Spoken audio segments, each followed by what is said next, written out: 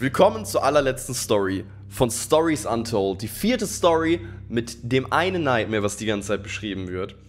Und wir gehen jetzt in unsere letzte Sitzung, the last session. Here we go. Oh boy.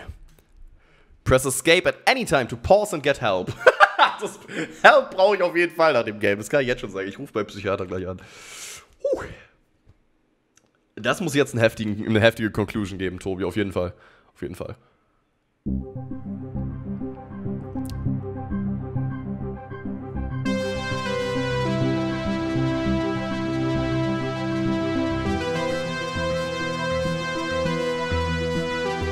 I think that's enough of that for now. Was? Okay. Okay. Das ist neu. Okay. Fond of this show, aren't you? Eine Show? Das soll eine...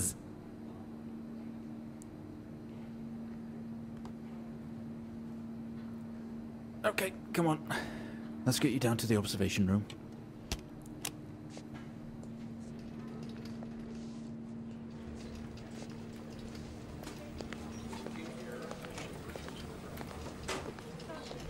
This place must be starting to feel like home to you. Don't worry. Try and get you out of here eventually. Just in here. Ach, schön.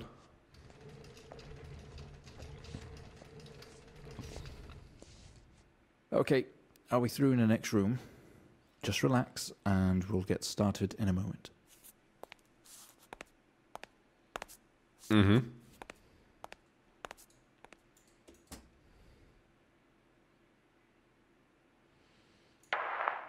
Right, Mr. Asian, now are you ready? Ja, Just hit record on the tape deck in front of you when you're ready. ich bin ready. This is subject 12-19-86-23. 1986. New session entry. We have myself, Dr. Alexander, leading. Alexander. And in a room we have our patient, Mr. James Asian. Mhm. As we know, James has recently recovered from a 2-week coma following his accident. Im In Koma. our last 3 sessions, James's attempts to recollect events of the accident seen him merging his memory with his imagination. These episodes have always ended in panic, and we've had to terminate the session abruptly. Let's try and do this one better, James. So when you're ready, let's bring this back. I know how difficult this must be, but you can do this. James, it's time to remember.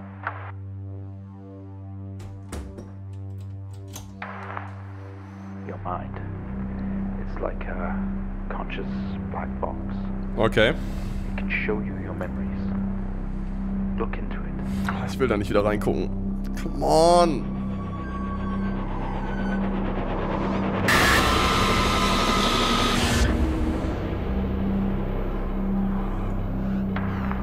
In your most recent episode, you recalled a false memory of a remote weather station.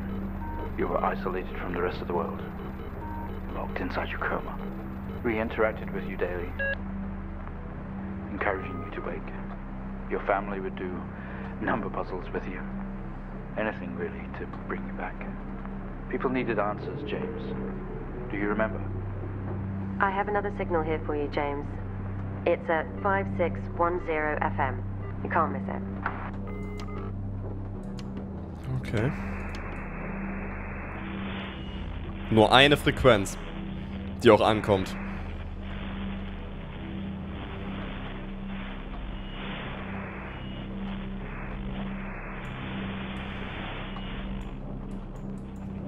This is 20F 12 19 86 23 04. Type in the numbers, James. You gotta see this. This is 20F 12 19 86 23 04. Type in the numbers, James. You Gotta see this. This is 20F 12 19 86 23 04. Ich weiß nicht, ob der 36 oder 86 sagt. Gotta see this. This is 20F 12 19 86 23 04. Kannst du bitte ein bisschen deutlicher sprechen? Type in the numbers, James. Gotta see this. This is 20F 12 19 86 23 86, ja. Report. Ach, wie schön. Report. Um nochmal einmal das von Tobi jetzt... Oh, wow. Wir haben jetzt einfach auch mal wieder hier was komplett anderes drin. Was genau zu unserem Koma jetzt auch passt. Heilige Scheiße. Ist das angekreuzt, was wir wann anklicken, reinschreiben müssen? Was hatten wir denn? Wir müssen uns... Alleine, ich weiß, dass wir jetzt vielleicht ja... Oder ich weiß schon, was wir machen müssen, aber ich möchte trotzdem lesen, warum das hier alles passiert ist. James Ayton. Driver 1. Driver 2 is Charles Hennings. Arrived on scene to discover two cars that had been involved in a near head-on collision. Mr. Ayton found lying down outside his vehicle with head injuries. An ambulance was immediately called. His passengers was trapped in the vehicle. In critical condition from wounds sustained in the collision, the driver of the blue sedan, Mr. Hennings, was found dead on arrival. It was noticed that there was a strong smell of whiskey from that driver and an empty whiskey bottle on the passenger seat. Mr. Ayton was questions on scene. He described an oncoming blue sedan being clearly out of control, which he swerved to avoid. Mr. Ayton passengers was his sister. The driver of the blue sedan is an ex-police officer of 20 years. Wow! 20F, fatal accident. Das ist dann, denke ich mal, Line 1. 20F, fatal accident. Empty whiskey. Krank. Muss wahrscheinlich 8-mal spielen, jetzt immer noch nicht ganz geblickt. Out of control.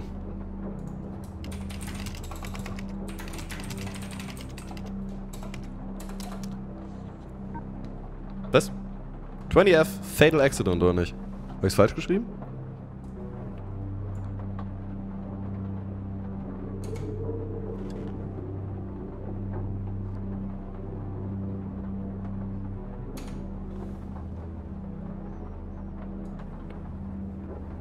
Ich würde sagen, das ist so richtig. Road Traffic Alexander, ja, Daniel. Hier kommt ja auch nichts mehr, ne? Ne. Okay.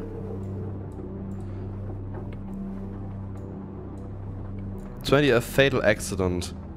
Ah, ich hab's klein geschrieben.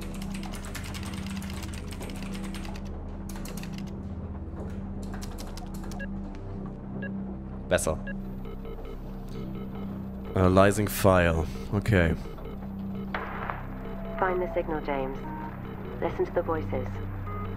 You have to face it, James. Finally. 7000 FM. It's not like him. At all. Das ist aber nicht 7000. Officer Hennings for 6 years and not once have we even talked about alcohol. Drunk driving. He was a father, a husband. He was fine. No way he caused this. It's him. This Haitian guy. He's got something to hide.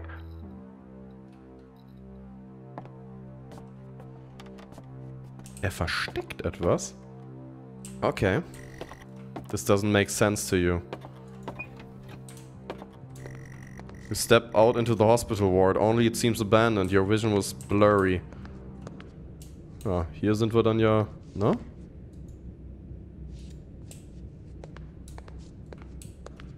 Driving home. Don't have that fifth pinned. Don't have, like, one pinned. Dude. Einmal kurz Public Service Announcement. Wichtig. Ich bin ein Mensch, der sagen muss, selbst wenn man ein Bier getrunken hat und man noch fahren dürfte laut Gesetz, finde ich es abstoßend, wer dann noch Auto fährt. Muss ich zugeben. Someone else is here. Yeah, splendid. I love that. Will ich hier reingehen? I don't think so.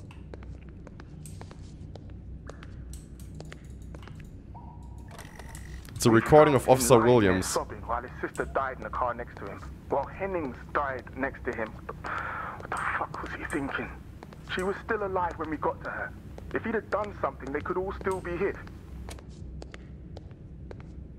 Dann wollen wir nochmal schauen, wa? All of your episodes were recorded to tape. This is the 4th. Ja, können wir die nicht austauschen? Müssen wir uns erst was anderes angucken?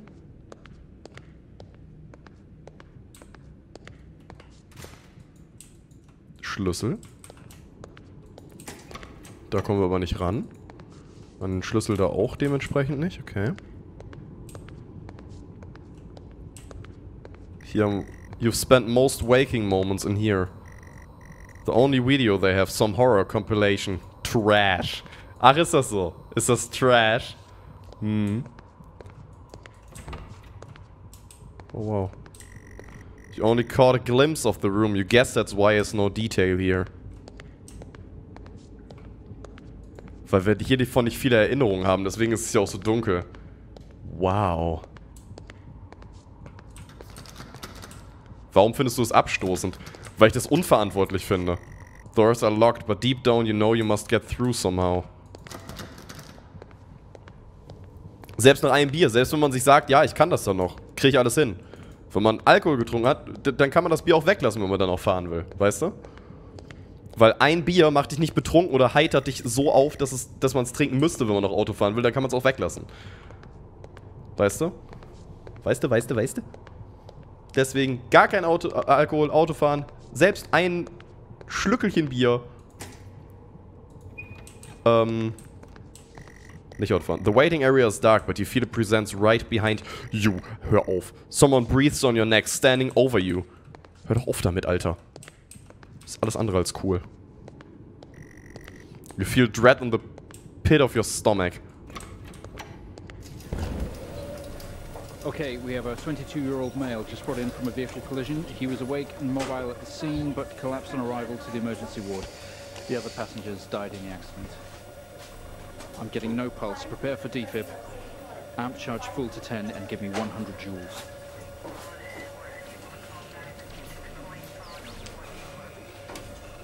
Come on, 100 joules. Charging up full to 10. Ist wie witzig, wir können das alles einstellen. Come on.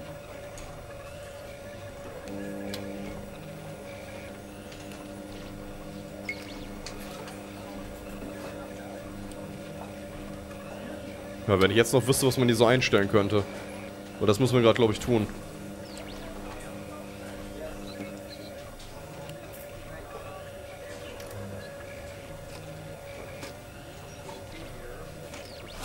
Ist das unser Auge? Come on, 100 joules. Charging up full to 10. Arch full to 10. Habe ich.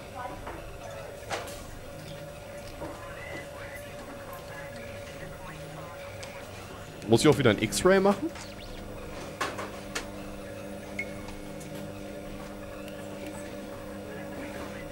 Anscheinend nicht.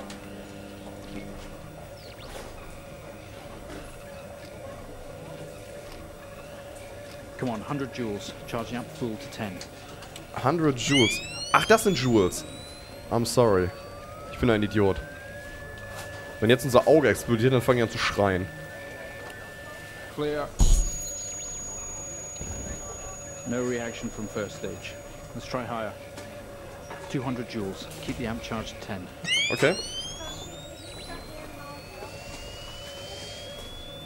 200 joules. Keep the charge at 10. Let's go. Clear. Okay. Okay, we have a reaction of some sort here, a weak signal. Ist jetzt schon wieder weg. Increase again. 360, charge full. 360? Okay. Ich bin ja kein Arzt, aber... Come on, 360, hurry. Clear. Well, would you look at that? Das ist unser Auge. Seems we have a pulse. Rhythm is stable. We need to run an X-ray right away. Okay. Where are we with that X-ray? Let's get it going now, please. X-ray? It looks like an intracerebral hemorrhage. We need to drain this now to relieve pressure. Prepare for trepanation. Switch on a drill, please.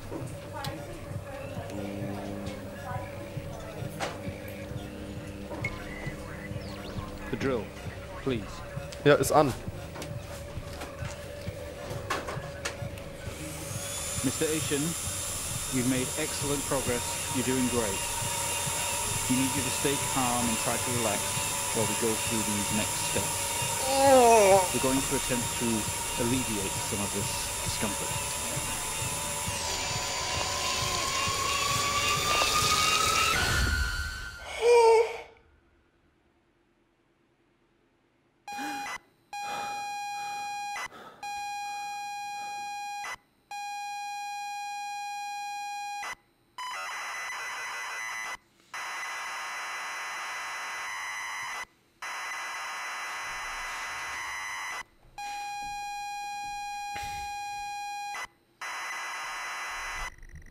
Not only is tonight New Year's Eve, but tomorrow you leave on a 6-month trip abroad with friends. Mom, Dad and your sister Jennifer have decided to throw a party to celebrate it all. The house is full. You're in the living room and as usual, you don't recognize a soul.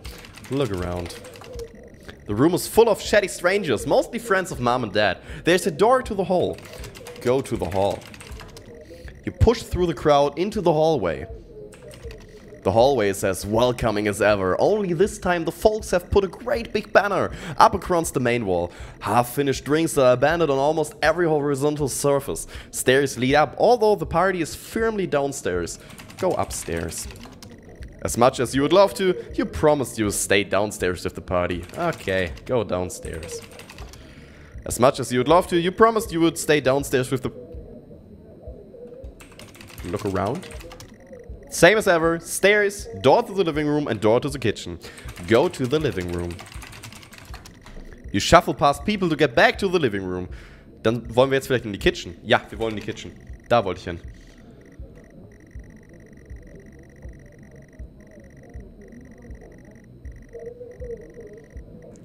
Go to hallway.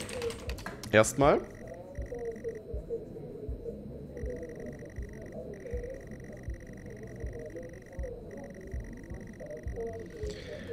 Go to kitchen. They say all the best parties are in the kitchen. The kitchen is full of people and loud. There are drinks and food on the table and the party is in full swing. Dad has cooked a hog roast which sits proudly on the table although no one is eating it. Look around. There's a utility room and writing on the wall. Also, Jen is here signaling you. Read writing on the wall. Happy New Year! 1986! On another banner. Weird place to hang it. Talk to Jennifer. She's too far away and the room is too loud. Go to Jennifer. You push through apologizing over and over to get to Jennifer. You hug, you're going to miss each other. You thank her for the party. She asks if you are enjoying the party. Sure, I am. You tell her it's great, even though you don't really know anyone. She tells you to enjoy it anyway, and to loosen up, she asks you to get her a drink. Get her a drink. You pour Jen a drink and one for yourself too. There's never an awkward silence with Jennifer. She always has a question. She asks if you have everything sorted for the big trip. Sure, it will be splendid. You tell her yes, that you have packed everything with plenty of room to spare. Another hug. Your family have really gone out their way to make this trip happen for you. It might be what you need to get some perspective and maybe not fuck up so much. She's going to miss you. You're going to miss her. She walks away. Jen has disappeared into the crowd. You're left standing, nodding and smiling at the approving faces. There is so much to do for this move. Can't mess it up. But first, a drink. Get a drink. You pour in down another drink. Anything to move the night along. Look around. The room is full. There's a utility room and writing on the wall. Go to utility room. You open the door and peer in. You're never allowed in here normally. This is where Dad keeps his fine wines and whiskies, ceiling to floor racks, a collector. Although he does actually drink them too. There's a bottle with a ribbon around it and a card. Read card. You pick up the whiskey and the card. It's your dad's handwriting. Son, we are so proud of you and everything you've achieved. You've earned this. It's a bottle of 25-year-old double malt. You should really, but you have to try it. With your whiskey in hand, you take it in the room around about you. There must be hundreds, no thousands of pounds worth of drink in here. You really must have thanked your dad for the whiskey. Drink the whiskey. Is my dad überhaupt da? You take a swig. It's probably the best and strongest you've tasted ever. Just wow. Look around. There are racks of fine wines and the door to the kitchen. Go to kitchen. Wir müssen jetzt unseren Papa finden, glaube ich, oder nicht? Clutching your new best friend. You stumble out of the utility room and back into the kitchen. That is one strong whiskey. You take another swig and give the thumbs up to Dad across the room. He nods and whisks. Go to Dad. I'm sorry, I don't understand. Komm schon. Look around. Wenn nichts mehr geht, immer look around. Busy and noisy, will need to find somewhere quieter. Go to hallway. You go back out to the hallway. A few bumps and laughs on the way through and you make it to the hall. You stop dead in your tracks. It's Jen, covered in blood. Talk to Jen? She's staring straight at you. No one else notices. Go to Jen? Blood is dripping down her face. It's mixing with tears. Gel? I'm sorry, I don't understand. Run? I'm sorry, I don't understand. Help? I'm sorry, I don't understand. What the fuck is going on? Wait. That's Jenny. Go to living room. I'm sorry, I don't understand. We tried our best, Mrs. Asian, but her injuries were too severe. No, I don't understand. I was just talking to her. I'm afraid Jennifer passed away before we could get to her in surgery. We did the best we could. I'm so sorry. Where is she? Let me see her. Please, Mrs. Asian, take a seat. I don't want to take a seat. Let me talk to her. Now. I'll arrange for you to see her. In the meantime, James is in recovery. He's stable for now. I don't want to see him.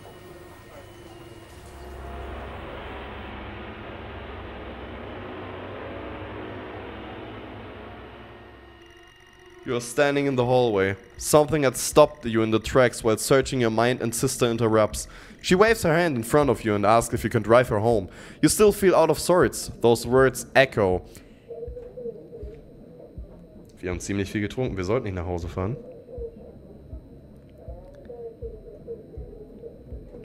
Drive her home. Go to Jen. Look around. Doors to the kitchen and living room lead from here while stairs can take you up. Go upstairs. You'd love to call it a night, but Jen is waiting patiently. Go outside. There's no point till you find those car keys. Search for car keys. You need to look for them. They must be either in the kitchen or in the living room. Go to the living room. You're sure your keys are in the living room. The living room has a much more relaxed atmosphere compared to the kitchen. Various guests are sat on the chairs having civilized conversations. There's a coffee table in the middle of the room. Your mom's pouring a drink at the drinks cabinet. Go to mom. Talk to mom. Tears immediately start to appear in her eyes. My son, off to America! She gives you a hug.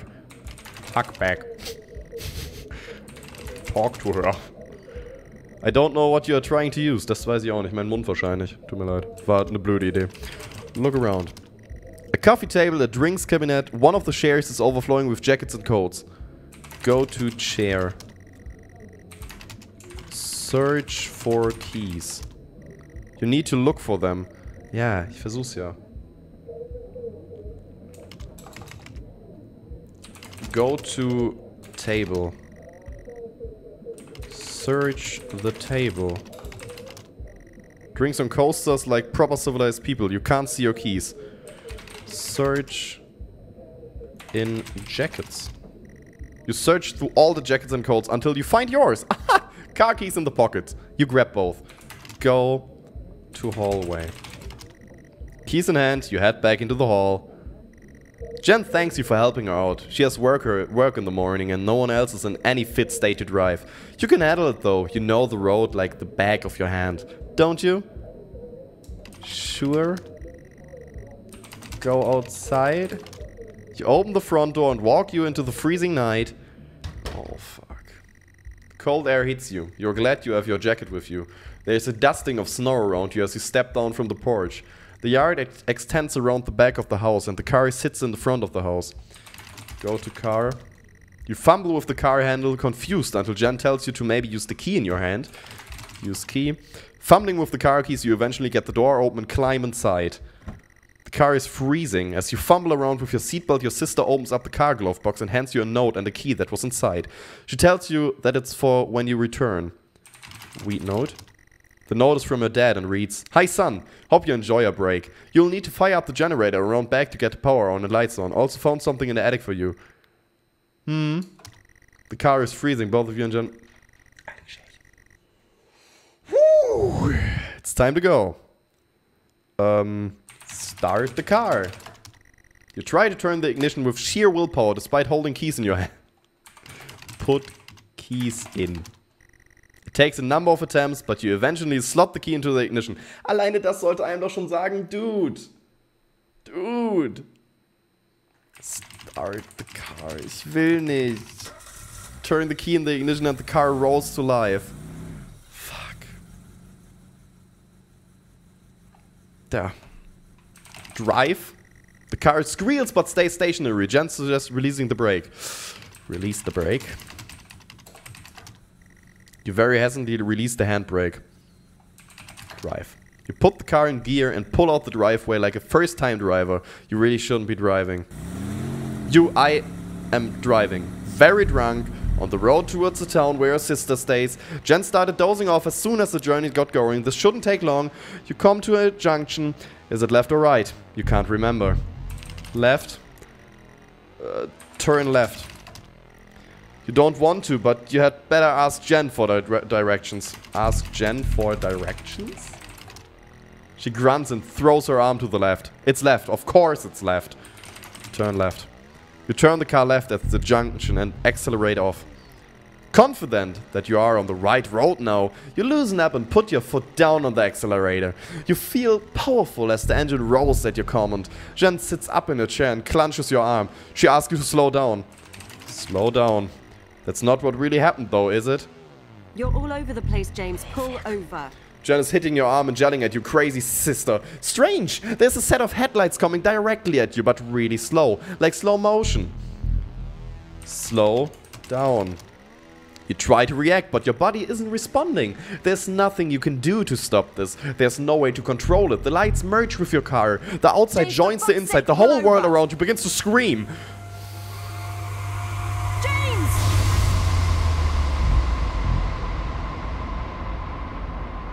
It was at this very moment, wasn't it, James? The moment you lost it all. Your sister, your parents, yourself. And then you made it worse. Go on. Show us what you did. You wake up in the car. Your world is upside down. Your seatbelt struggles against gravity, trying to hold you in your seat. An impact into another car has torn a hole in the chassis. Poisonous fumes spill into your car from the engines. Jetzt kommt alles zusammen. Das sind diese giftigen Dinger, die wir gerade in der anderen Erinnerung mitbekommen haben. You are in grave danger. You have to get out there. Warum bist du jetzt hier? Go outside. Open door. You can't move. Your seatbelt is still in place. Open seatbelt. I don't know what you're... yeah, fuck. Release seatbelt. You release yourself from the seat. Gravity takes over as you slump on the roof of the car. Open door. You scream through the wreckage and fall to your knees on the ground next to your vehicle. Every breath brings pain to your chest. Your head is throbbing. A blue car is smashed into the passenger side of your car. Your life cannot be ruined by this. You are standing holding your whiskey and your dad's note and flashing. Lights are approaching at distance. Steht auf der Note jetzt noch was Neues drauf? The note, always changing, now reads, "Get through this, James. I don't care if you want to or not. Move. Wreckage. Nee. Pour whiskey? Well, that's not the smart thinking, James, is it? They will eventually find it there and will link it to you. Drink whiskey? Come on, James. If you drink this now, you're going to get what's coming to you. Throw whiskey to blue car. Ja, ich weiß, was ihr vorhabt. Als ob. With the lights approaching closer, you begin to hear the thrill of the sirens. You simply cannot go to jail for this. You clean the bottle to remove your connection with the whiskey. You then very deliberately spill the remainder of the bottle contents onto the driver and you toss the incriminating evidence onto this... Kein Wunder, dass ich nicht darauf komme. Alter! A circle of flashing lights surround you, illuminating the crash site in the darkness. Behind them, an army of people, all staring. One figure steps out, a silhouette, and walks towards you. Look at the silhouette. Silhouette is a police officer, and in uniform. He beckons you to approach. Approach the officer. As you approach the man, the pulsating lights around you get dimmer and dimmer while the pain in your head increases. You fall to the ground at this. I know you're tearing yourself apart over it, but no matter what you keep telling yourself, you have to listen to me. That accident, that poor man, me. You have to remember. It was all your fault.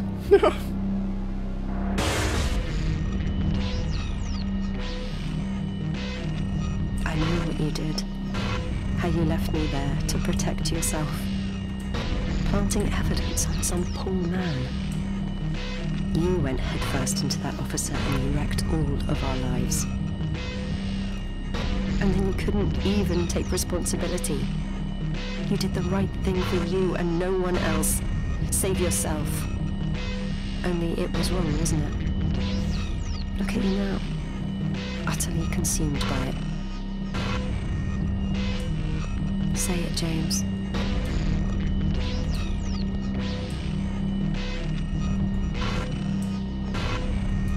Say it. Tell them.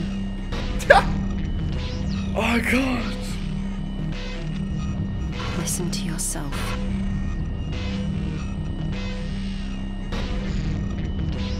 It was end, James. all my fault.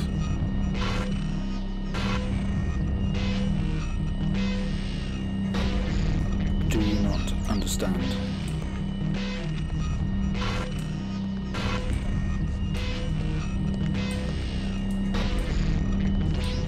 This episode you're having must come to an end.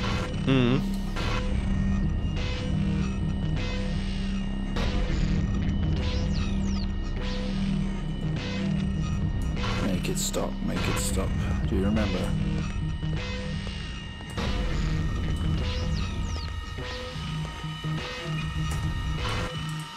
Stop the session, Mr. Asian.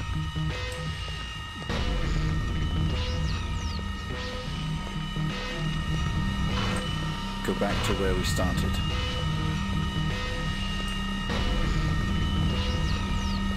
Put an end to this nightmare.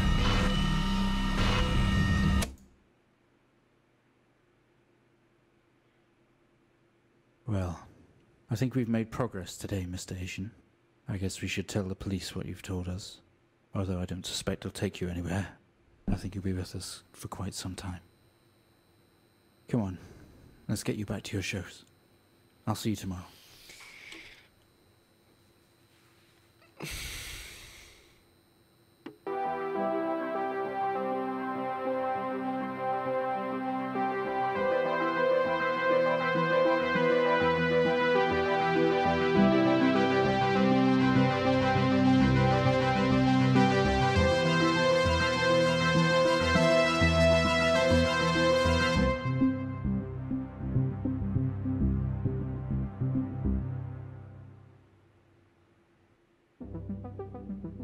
Admission. Wie heftig macht jetzt bitte der Titel für das Spiel Stories Untold Sinn? Alter. Das Spiel war so unfucking fassbar gut. Alter. Was? Ey. Ohne Scheiß, am Ende habe ich so lange gebraucht, um drauf zu kommen, weil ich einfach nicht wahrhaben wollte, dass er das wirklich alles zu verschulden hatte. Wie Snoop Doggy Doo. Scheiße. Ey, wie heftig gut war das bitte. Alter. Unfassbar. Unfucking fassbar. Damn.